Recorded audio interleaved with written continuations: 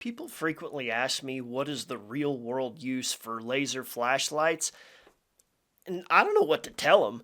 I mean, it's cool that they can reach previously unimaginable distances, like 2 to 3,000 meters, and do it using relatively little power versus an LED flashlight with similar range.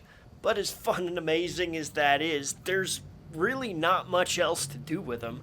Enter the Nlight DL1. This was sent to me by Neil's Gadgets for review, and it has a couple of abilities that my other laser flashlights don't.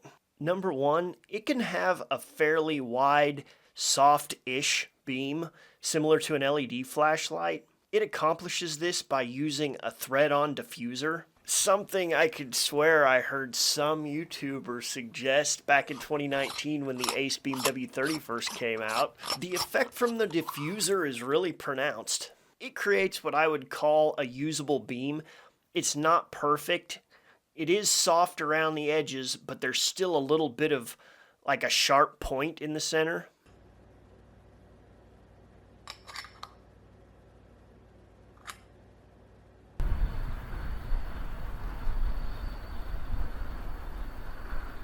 Also, lasers really aren't very good at dimming, so even on low power, it seems like I get blinded just a little bit if I'm looking at something up close. Okay, there are other ways to accomplish this, like if you have a hybrid where there's multiple LEDs and then a laser in the center, like my Lumencraft Thor Pro, but I think the advantage here is that you get a more impressive laser and a significant weight reduction. As far as convenience, a detachable part is less than ideal, but it can at least be stored on the flashlight. And I realized while I was making this video that I take lens caps off and put them in my pocket all the time and it's fine. This does bring us to something that I really don't care for, and that's the bezel. It is way too tactical for me. I will say with the diffuser on, it mostly eliminates all the sharpness issues though. So what other special ability does this light have?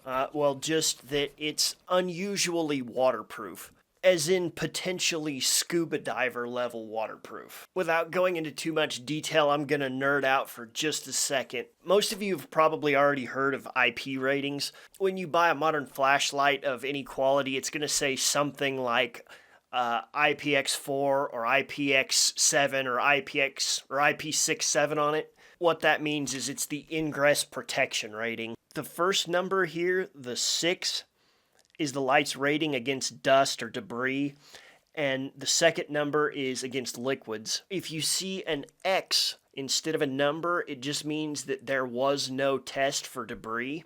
In the case of flashlights, that doesn't really matter though, unless you're talking about one that has a fan in the body. If we look at IPX7, we see that the specification for liquids is up to 1 meter depth, and we have a specified time duration of 30 minutes.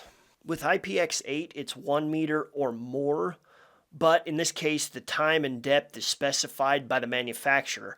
For example, my Quark AA2 is IPX rated to 1 meter depth, or you might see to 6 meters or something like that.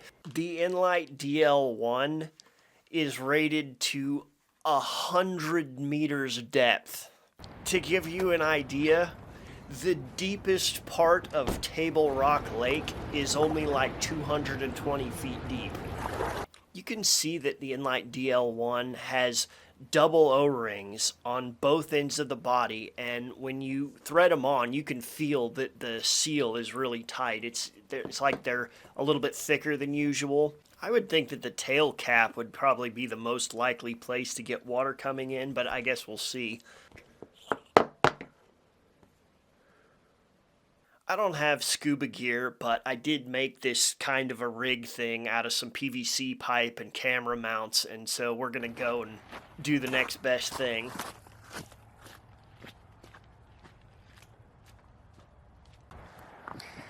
Okay, I got my long pipe thing. Unfortunately, the lake is way, way, way up. If the water's supposed to be like 20 feet that direction and there's a nice cliff, but I don't know. We may just get some sandbar footage or something today.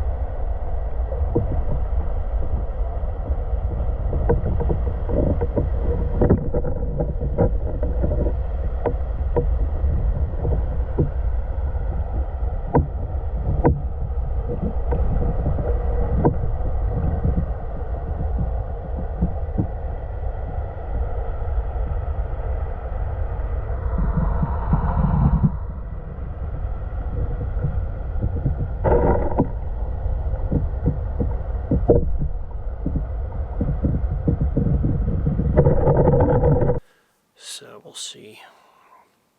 Still wet here, but see if there's water inside.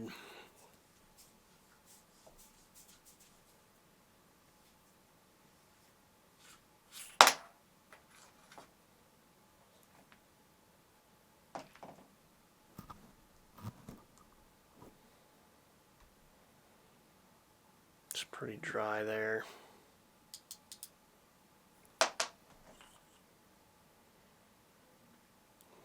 Battery's bone dry. Obviously we weren't at 100 meters, but I mean there's nothing that I can tell inside anywhere. Bone dry there. Can't see anything inside the lens, any fog or anything there. Only thing I will say is with the filter on, water does get between here and there, it seems like. Not just water, but it seems like with the light on we get a little bit of a fogging. There are other lasers that have a distance advantage. This one does about 2,700 meters. You can get some that go up to 3,300 meters. I don't know how much that really matters at that far of a distance. But the price of a Well-Tool W4 is like $539. For around 400 bucks you could get a Next Torch T20, neither of which have a 100-meter depth rating. The Nlight DL1 retails for $100 less than that.